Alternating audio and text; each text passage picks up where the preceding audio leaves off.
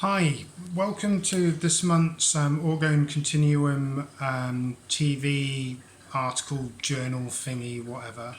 And I'm thinking of this as kind of like December 2018's thing, although it won't be out till today, which is New Year's Day. Well, hopefully I'll get it online today. So I'm finishing off the last of my articles from my website, orgonecontinuum.org, which I'll put a link to. And next year I'm going to, this year now, 2019, I'm going to concentrate on my published journal articles. Okie dokie. So the last essays that I'm going to cover from my website is about the Y factor. The Y factor was Ryk's term for that critical something that ran the orgone motor.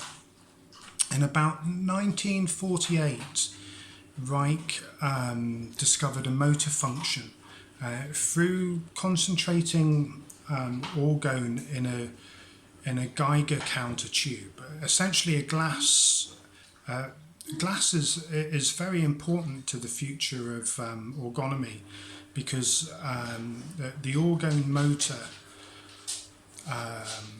was essentially discovered through, how can we put it?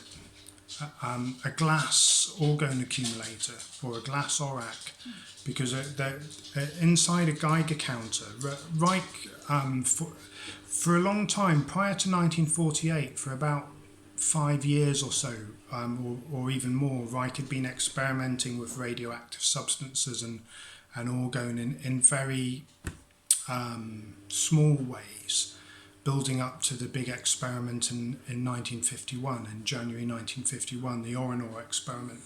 But prior to that, he had been tinkering with a few radioactive substances on a very small scale. During this period, he thought, well, I really ought to get a Geiger counter. But at that time, they were prohibitively expensive. And he thought, well, orgone is not the same thing as the orgone continuum is quite different from the post-atomic energies that a Geiger counter measures, so I won't bother getting a Geiger counter. But about 1948, he thought to himself, well, I really owe it to myself and to the study of orgone to just exclude that there isn't some kind of effect on a Geiger counter of orgone. So against his better judgment, he bought an expensive Geiger counter. Now I've got an old Geiger counter in here that, actually no, I don't. I used to have an old Geiger counter in there. A Geiger counter today can be as small as this, and you can hang it around your neck, and it looks like a little pen drive, well, bigger than a pen drive. It looks like something like that, a bit longer, and but in Ryk's day it was a huge thing, like this big, with a detachable tube, so they were very expensive, and Ryk financed a lot of the most of the institute through donations from and teaching psychoanalysis, because Ryk was also the originator of body-based psychotherapies, which is often not noted. Well, all the body-based psychotherapies have their origin in Ryk. Or the body-based psychotherapies do. There is a few osteopaths who've come up with therapies that affect the mind, but some of those osteopaths were probably affected by Ryk anyway. But to go back to the key point, Ryk about 1948 thought he better investigate whether a Geiger counter, which measures radiation, nuclear radiation, there's two types of radiation. There's ionizing radiation. That means radiation that's strong enough to break apart an atom into its ions. And there's non-ionizing radiation, like microwaves and other radiation that's not usually strong enough to break an atom into its ions, or a molecule into ions, and that's called non-ionizing radiation.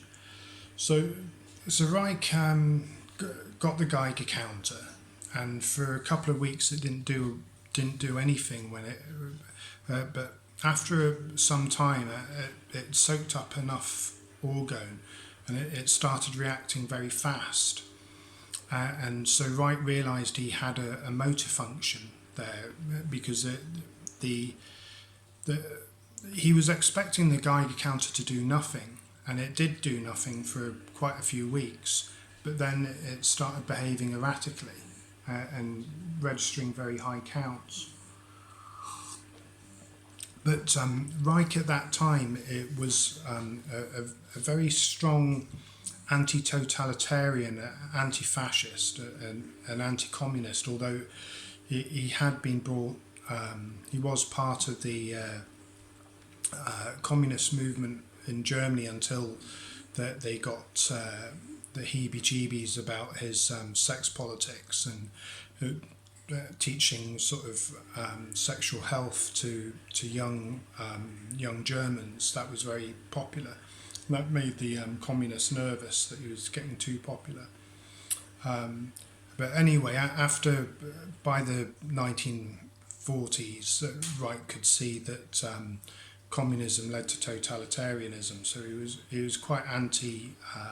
He saw it as a different type of fascism. He called it red fascism and black fascism. But anyway, going back to I can't remember how I got off on that tangent. Going back to the Y factor, yeah, that was why he had the Y factor in a sense, because he didn't want to just publish what he knew about the orgone motor, in case he felt a source of free energy.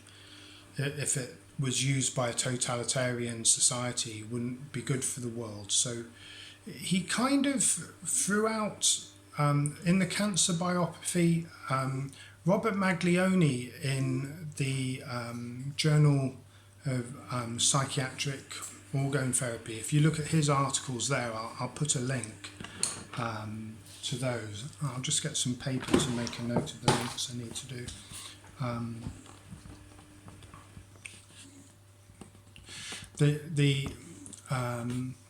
He brings together all the different sources that Reich talked about the orgone motor, because he kind of pretty much said everything you need to know to reconstruct the orgone motor, but he put it in places and didn't specifically spell it out. So I think he was kind of not suppressing it entirely, but delaying it, as it were, which is a good job in a sense, because the rise of the industrial military complex has meant that the totalitarian forces have arisen inside the West rather than attacked it from outside, like they did in World War II.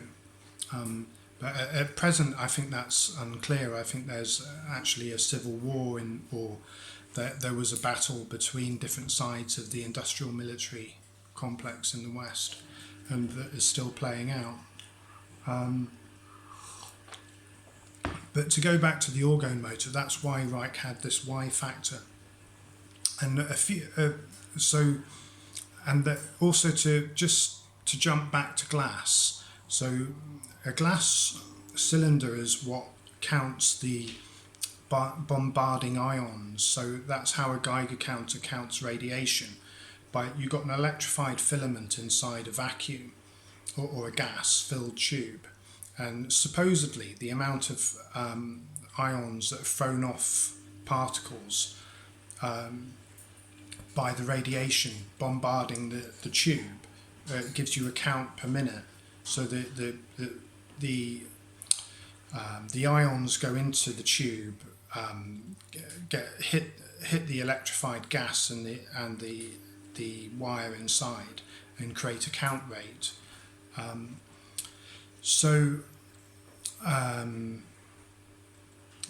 that was how the motor function was first found, but by having these glass, what is essentially a glass orgone accumulator, because you got a highly energetic vacuum or gas.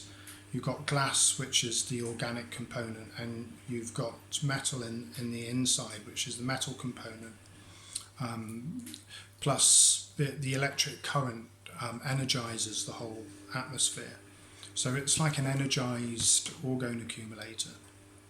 And then when Rykor put these glass tubes, glass counter tubes or Geiger counters, in very strong orgone environments, he left it outside, if I remember rightly, when it started off. I think he first left it just outside the orgone room, which is a room-sized orgone accumulator, for a number of weeks before it started reacting. And then I think he put it inside the orgone room after that. But as I say, there's bits about the orgone motor spread out over a number of books. The Cancer Biopathy, Selected Writings of Wilhelm Reich, the Orgone Experiment Volume 1, and Contact with Space. And Maglione has taken the relevant bits and put it all in one paper, which is very useful. So anyway, there's the background, and now I'll whiz through my actual essays, which you'll find it if you go to orgonecontinuum.org and click on the essays tabs. That brings up about 7 or 8 essays, and if you click on Y factor and Y factor 2, I'll put a link in below as well. So I'll start off with, you'll have to excuse me moving about a bit because my back's not been very good this Christmas. Anyway, so I'll start off with a quote. "The cosmic energy motor will be the lever switch which will turn our present civilization into that of the coming cosmic age. The cloudbuster and the space gun are the twin brothers of the OR motor, capital OR motor." That's from Journal of Orgonomy, Volume 2, Number 1, 1968, Blasband, USA versus Wilhelm Reich, Court Briefs, and that's on page 42. Then he goes, "The high counts at the GM counter Geiger counter, represent the energy discharge and sudden release of highly pent-up energy. Or energy in discharge is always motoric, and in the states of pointed existence, contact with space." Wilhelm Reich, page 256. So he basically states orgone energy is always in a state of motor discharge, and that motor discharge becomes the temperature differential, which is well evidenced. DeMeo has done absolutely watertight temperature orgone versus temperature control, or TO to T experiments. Those experiments are of above PhD standard. So one cannot argue that there isn't good evidence for orgone experimentally, and that's just one strand of the evidence. There's cloud busting evidence, which is absolutely watertight. There's medical evidence, and there's the temperature evidence, all sorts. And in fact, if you're interested in overall evidence, if you go to my website and you click on Reich Biblio, it's not quite a complete. It was for my original PhD, which didn't work out because the lab, I was kind of not encouraged to follow what I wanted to do in this study, which was to have it partly lab based.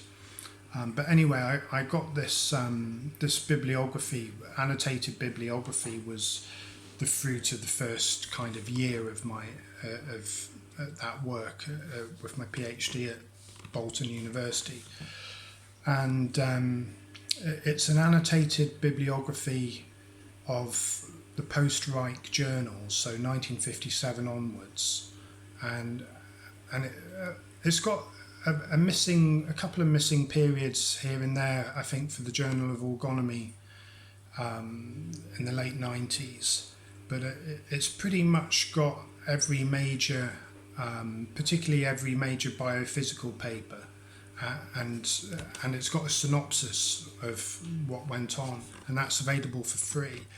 It's about 300 or 400 pages long, and it's all cross-indexed and everything. So you just go to Write Biblio on my website, and then it will take you to a couple of link pages. I think one at Smashwords and one at another site where you can download the article for free. I will try and get it as a PDF on my website eventually. I haven't got round to that. So next I go on to outline a diagram for what I think the Y factor could stand for. Because some people have stated that, oh, maybe it's something about a diagram, or also Reich's actual common functioning principle looks like a Y.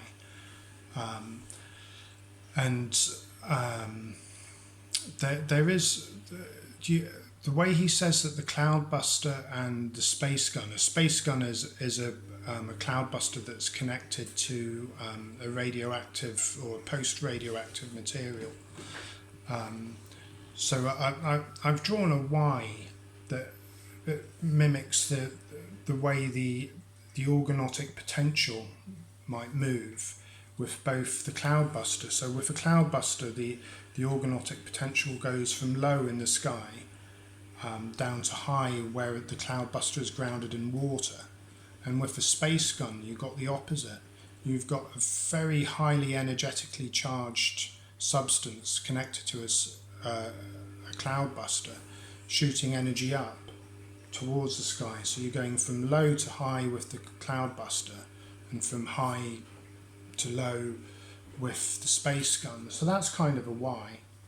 And the common functioning principle for both the cloudbuster and the space gun, why they're brothers, it is because Wright called them brothers.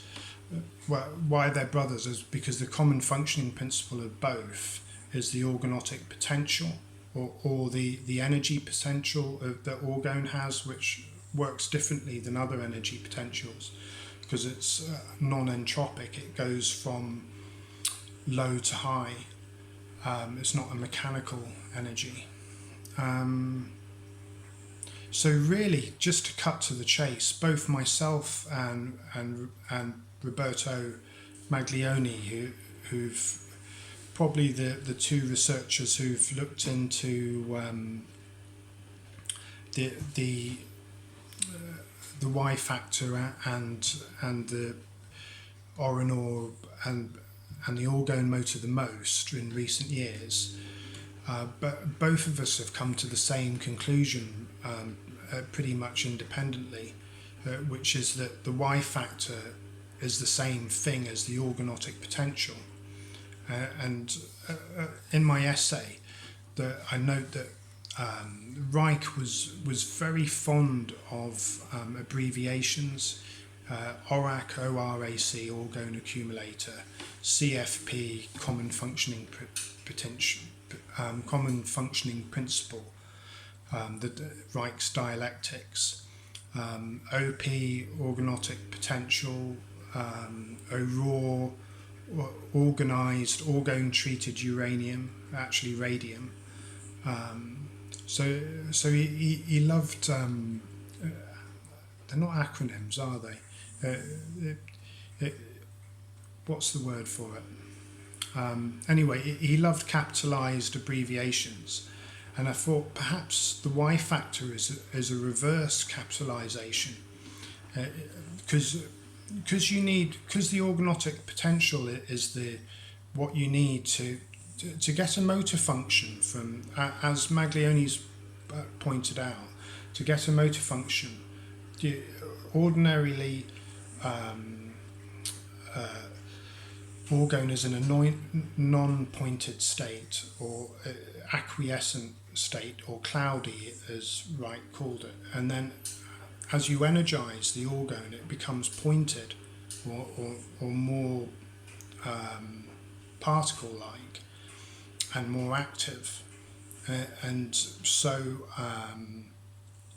the Y of the Y factor could be the end of the word radio stroke activity or electricity, because both radioactivity and electricity activate orgone from the cloudy state into the pointed active state. So that's in a nutshell that's what I think the Y factor is a code, a secret code for the organotic potential. And I've got an illustration in my first Y factor essay of that in detail.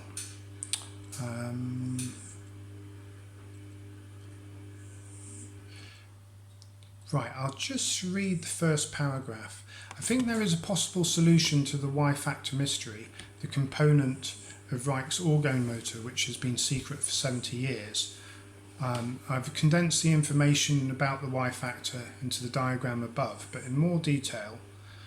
In 1947, Ryk started experimenting with Geiger-Müller nuclear radiation detectors.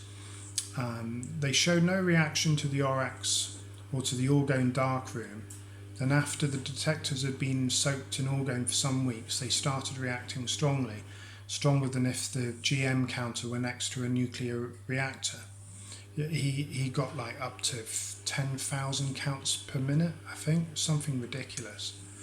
And that's also been verified. Like everything in orgonomy has been repeatedly verified. It's not an up in the air, fairy-airy science by no measure. In no way is it a pseudoscience. And DeMio's done some good work here too, in that he's proven that that Geiger counts in concentrated orgone situations go up very high by using a neutrino detector, which he had to soak for 2 years, because a neutrino detector's got a thick load of foam, it's a round ball with a thick load of foam stopping the ions getting in there, but it would also have the effect of keeping in the orgone field, but it would take a long time to soak in orgone, which is what DeMio found. Maybe he'll continue looking into that area at some point. Ryk's GM counter had a dial which could do a full rotation. The dial would at times completely revolve. Ryk immediately realised he had discovered a motor effect of orgone. Previously he had known that orgone pre-atomic energy was antithetical to electrical and mechanical energies post-atomic energy, but he didn't understand how the two types of energies were interrelated. At first, Ryk called the motor effect the Geiger-Müller effect.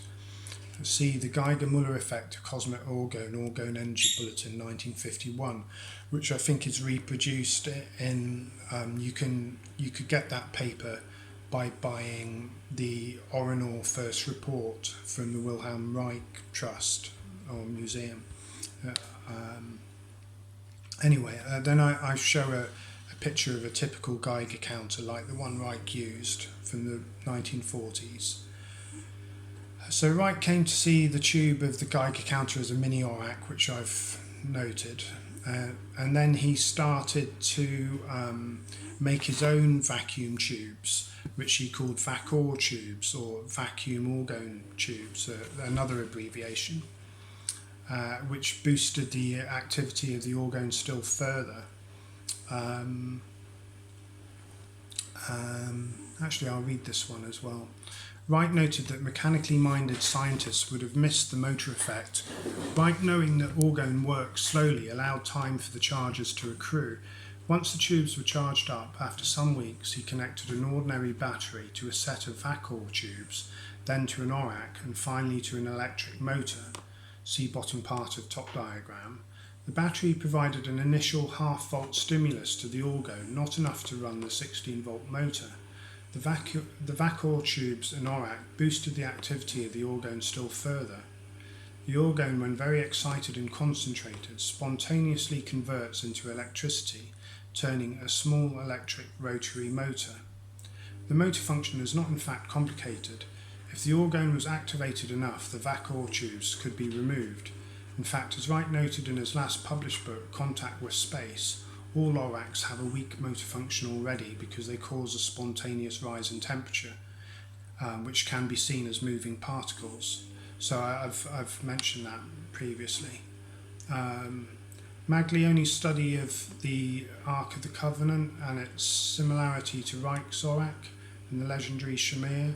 I then talk about the Ark of the Covenant and Maglioni's work on that, because the Ark of the Covenant was an orgone box, well, an Orinor, an orgone nuclear box, or an orgone box that's been stimulated by a small amount of nuclear substance. So, do I need to talk about this at all?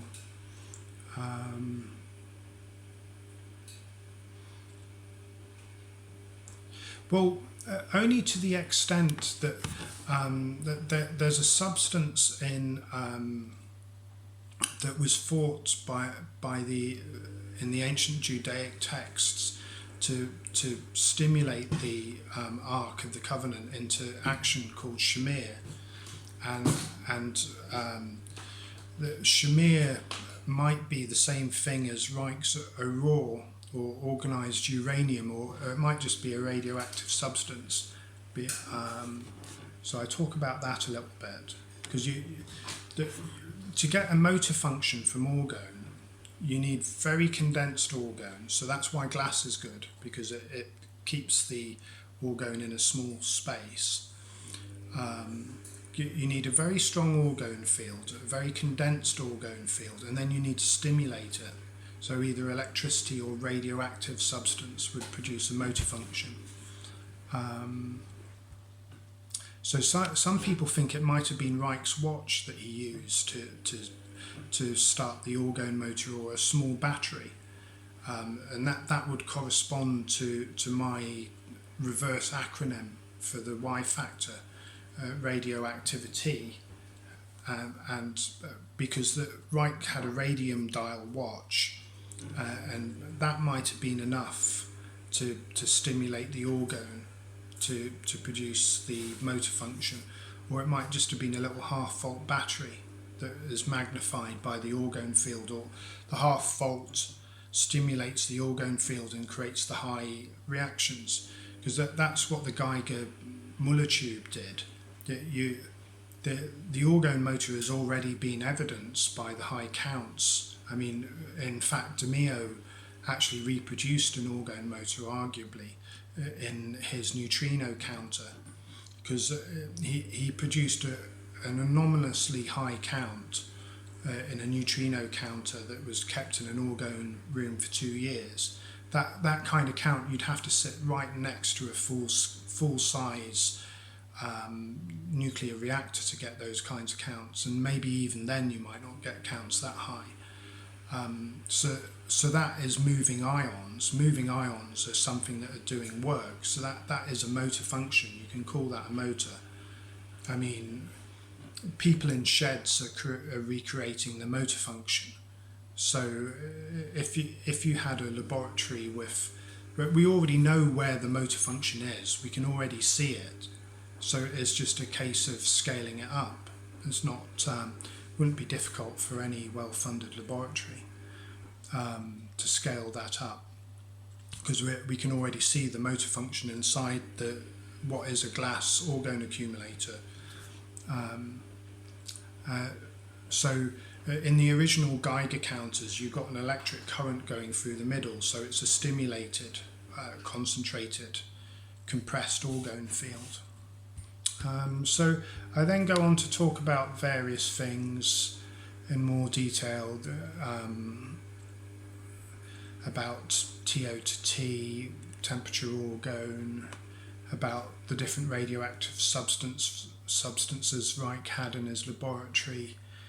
The orgonomist Louis Wyville's recollection was that the Y factor was with the ORAC connected to the orgone motor, suggesting a physical component. Well, again, me and Roberto Maglione both think the Y factor is an actual physical component, not a diagram or some sort of theoretical thing.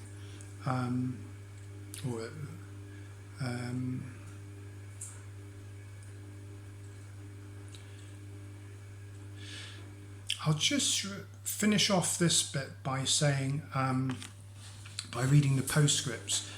First postscript, Wright continually simplified the Geiger counter reaction for a year to arrive at the orgone motor.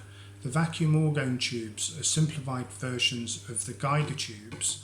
Both are mini ORACs with an electrical current, but the orgone vacuum tubes don't have a gas filling.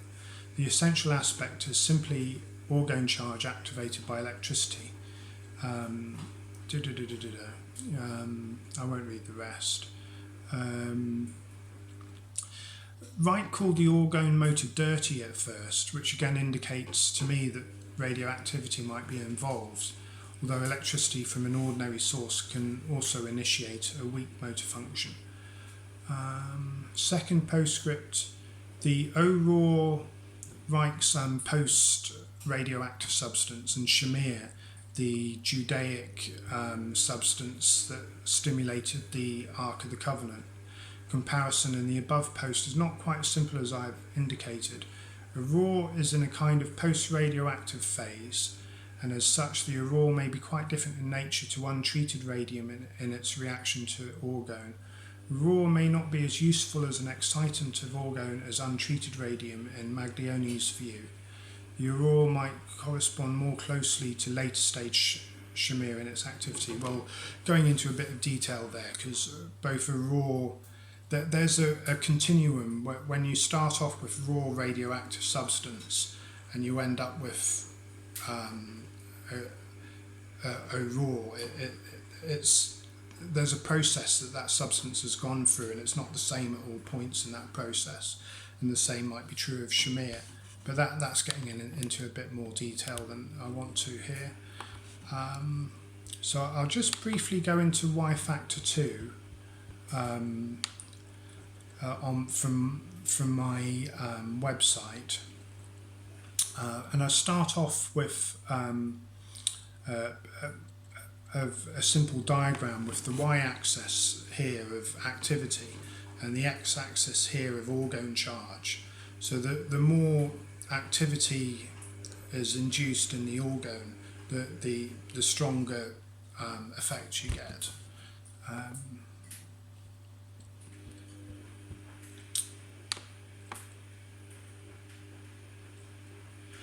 There may be some further possibilities with the meaning of Reich's secret Y factor. Reich says the following in the paper, The Geiger-Müller Effect of Cosmic Orgone Energy, page 208, the Orgone experiment. Pardon me. Another important point is this: one fails in all physical experimentation, orgone physical experimentation, if one works with the electrical theory of positive and negative charges. One succeeds if one adheres to the specific interaction of two organotic systems. They are not charged in opposite directions, but with one and the same type of non-polar charge, but there must be two organotic systems if any reaction is to occur. Reich appears to state that it's essential to have two systems in order to obtain an orgone electrical reaction, although perhaps Reich is referring just to organotic reactions. such as the organotic potential from a lower to a higher energy system. He does go on to outline both of these principles as being essential to the orgone motor function, alongside a third principle, brackets, that orgone is not itself electromagnetic. Rykor outlines three principles behind the motor function. 1. Interaction of two organotic systems. 2. Organotic potential from low to high. 3. Ore energy is different to electromagnetic energy. And that's from Geiger Effect, page 208, which is in the Orgone experiment, volume 1. He also stated that the key to the motor function was the practical solution of the relationship between the organotic potential from low to high and the opposite discharge process, or the mechanical potential from high to low. So that there's a conversion process in the Y factor, and in the orgone motor, as orgone's not itself electrical.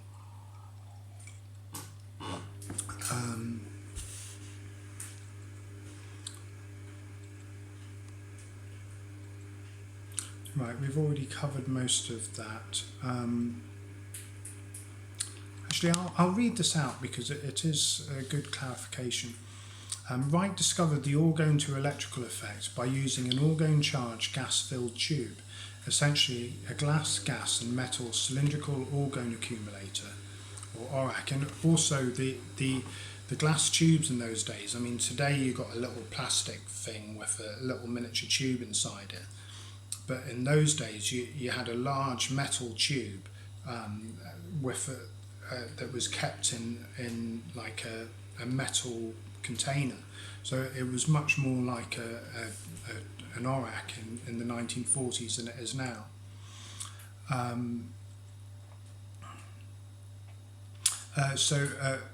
1950 style Geiger Muller radiation counters were like an ORAC made of glass, a glass outer layer and two inner metal layers, the plates or electrodes. Reich's Geiger counter, a large gas-filled ORAC with a metal cylinder covering, i.e. so that the glass was kept in a metal container as well as having metal inside it in the form of the electrodes. Was charged in the first case for about 9 weeks in the highly orgone charged main hall, about 15 foot from the large metal-lined orgone darkroom at Reich's lab in 1947 in Maine, USA. Reich had reluctantly acquired the expensive counter device to see if it would react to orgone as a possible additional measuring device. He certainly was not expecting it to react strongly to orgone fields. Like I said, he put off buying it for years. The second Geiger counter Reich acquired was purposefully charged inside an ORAC near the orgone room for just a few days before showing the positive motor reaction, which was in the first counter seen completely unintentionally. Like all the best experiments, they're usually unintentional at first.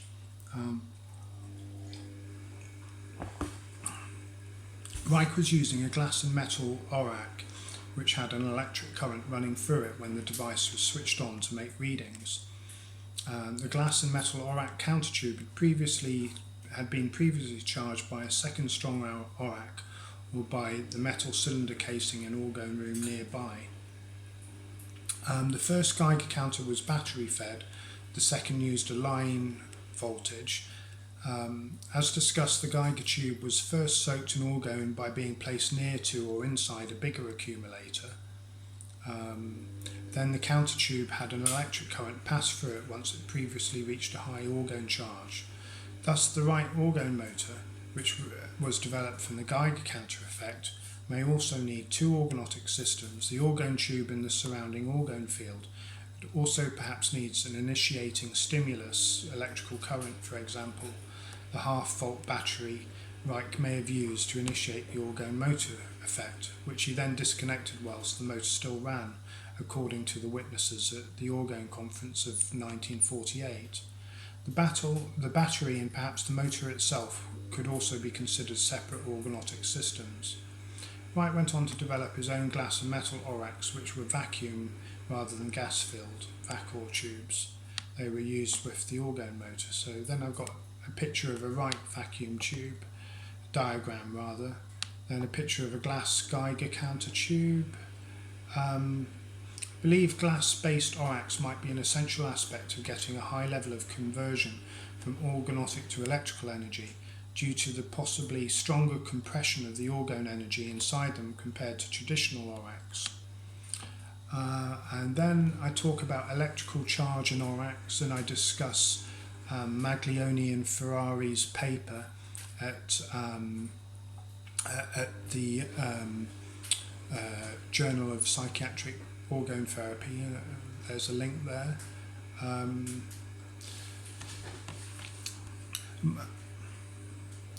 I'll just read this out. My initial work with orgone and capacitance and batteries and electronic capacitors, like Maglione's work, also indicates that strong ORACs may possibly have a continual passive electrical conversion, though small.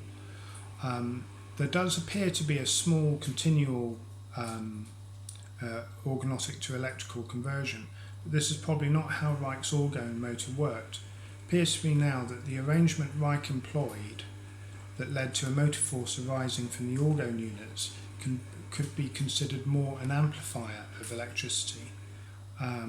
So I discussed that a little bit. Much organotic phenomena relies on passing energy thresholds, and discuss that a little bit. I believe Ryk may have used 3 layers of meaning for the Y factor. Firstly, as an opposite initial, radio/electro activity with the Y at the end, the activating factor for the organotic potential and electrical conversion. Secondly, when I noted on rereading the Geiger-Müller paper that Ryk underscored the existence of 2 organotic systems, I thought how they would look on a graph. Then it further occurred to me that the graph system usually uses 2 axes, Y and X, so this is an additional reference to 2 organotic systems. Y is also the second to last letter of the alphabet, so Y can mean 2. If the X horizontal axis refers to the independent variable, as is usual, then this would be the orgone charge of the organotic potential. The Y-axis would refer to the changing vertical line, the so-called dependent variable. So as the Y-axis, the electrical or radioactive stimulation increases, so the X-axis goes higher, the organotic potential or orgone charge, until an orgone to electrical particle threshold is passed and electric currents become evident. Then I go on to describe radiation counter research since Ryk. I talk a little bit about DeMio's neutrino study, neutrino counter study in an orgone room. So I've got about a 3-paragraph synopsis of DeMio's work in this paper, so that's worth reading. And then a picture of the neutron counter, similar to the one Ryk used. And then I discuss a little bit about particles and orgone units. In quantum field theory, a particle is just a condensation of a field. So orgone and quantum theory are compatible as in that sense, in that orgone compresses into particle-like knots too. So I just discuss particles and orgone a little bit.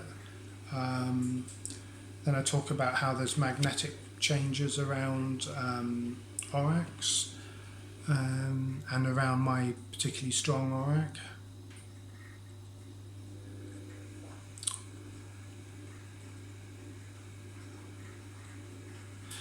And then there is in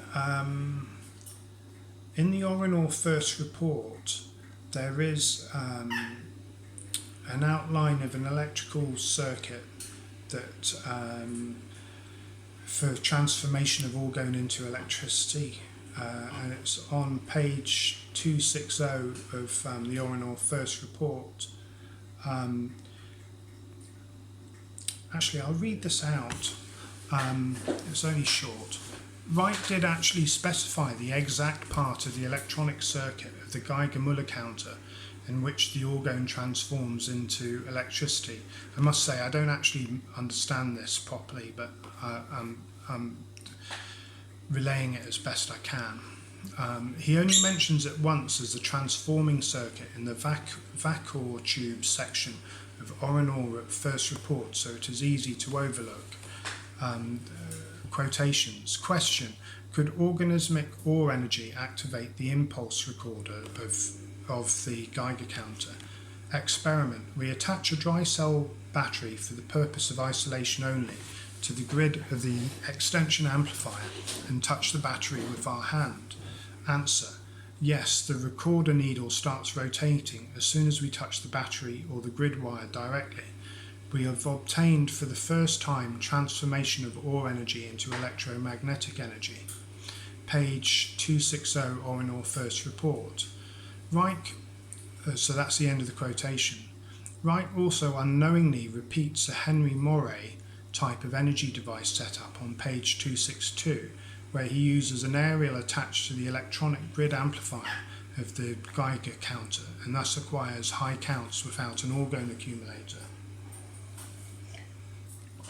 So in other words, if body orgone via touch or atmospheric orgone via an aerial is injected into the grid circuit of the amplifier tube within the circuitry of the Herbach and Raidman 1940s Geiger counter, or if an atmospheric aerial like Henry Moray's aerial, where Henry Moray was a guy in the, I think it was the 1920s, he successfully created an ether radio where you could download electricity from the atmosphere. And funny enough, going through my dad's old library, I found quotations to one of the physicists that Henry Moray based his work on, which the American government was suppressing as early as the 1920s, and Lenin was aware of this. So the communists knew as early as the before World War II that free energy was on the horizon, at least, because they knew that Lenin was aware that matter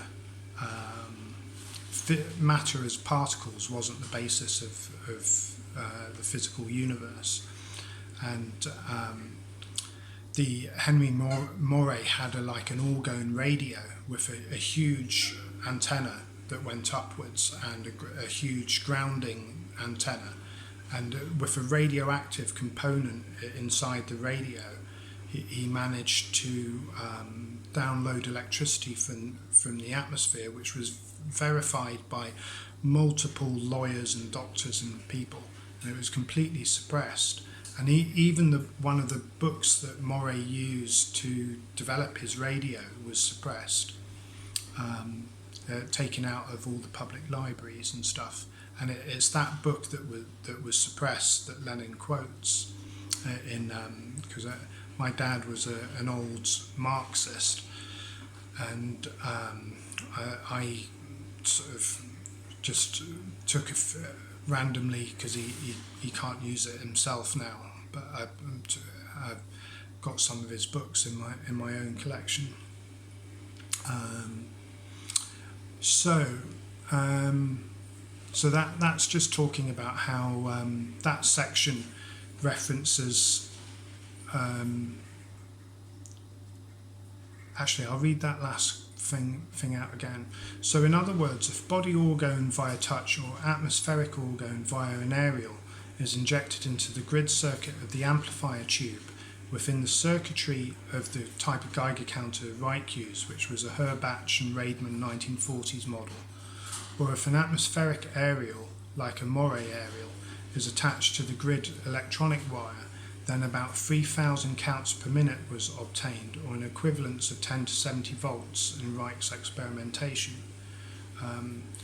Other notes. Rykor used the steel casing that the Geiger tubes came with, or even lead casing he found around the Geiger tubes. He found these were an essential component. He also measured the atmospheric pulsation of orgone with an oscillograph and found it to be around 900 to 1100 ppm. I'm not sure what that means. Humans were around 160 to 200 ppm. There is a riddle of why some tubes charged up and not others, and also non-charging periods which were dead, like there was one in 1948. The Rykor luminance effect stopped after the Great Snowstorm of 1947, Wright notes. Line and battery voltage also react differently to orgone charge, and only the negative cathode Wright noted to have an organotic effect. So I've put here, to finish off, I've put the 7 principles of the Rykor orgone motor. The first 3 are principles directly from Wright, but paraphrased in my words. The last 4 are my own interpretations of Wright's working processes. So number 1, duality, 2 or more organotic systems interacting. Number 2, potential, low to high, organotic potential. Number 3, transformation, orgone is not electrical. Number 4, containment, glass orax. Number 5, exchange, organotic potential low to high exchanges with mechanical potential high to low. Number 6, the Y factor, the activity factor, electroactivity, radioactivity, or simply electricity, all as stimulus for the orgone in a cloudy state to change into its pointed state, which is Wright's terms. And number 7, electrification. The charged or contained orgone field has an electric current pass through it to initiate the process of organotic to electrical conversion. Conclusion, multiple meanings of Y. I believe there are at least 3 meanings to the Y in Wright's Y factor. 1, radio-electroactivity, the excitatory factor using a reversed initial, noting Wright loved acronyms. Number 2, 2 organotic systems interacting. X-axis is orgone energy, Y-axis is the excitatory factor. Number 3, Y being the second from last letter of the alphabet, underscores the importance of 2 organotic systems. Multiple methods of orgone to electrical conversion. There are at least 4 methods of obtaining electrical activity from orgone. 1, passive, a continual conversion from foggy to pointed state. This charge has been measured by Maglione and Ferrari. It might be possible to capacitate this charge, Maglione, Ferrari, Southgate. Mechanical, rubbing of charged tubes produces glows, and that's been evidenced by myself, by DeMeo and by Reich. Might have been evidenced by elsewhere, but those are the only 3 I can remember at the moment. Number 3, active electrical, an outside source of electricity stimulates further charged particles to manifest, amplification. Number 4, active radioactive, an outside source of radioactivity stimulates charged particles to coalesce from the orgone field. And then I talk about initial experimental evidence, which you can find all of that in the Journal for Psychiatric Orgone Therapy. And then there's historical evidence, which you can find regarding the Ark of the Covenant as an orgone device, or an orinal device, which you can find details in the book called The Legendary Shamir by Roberto Maglione. So I'll put links to most of those things, or you can just go to the articles if you want direct links.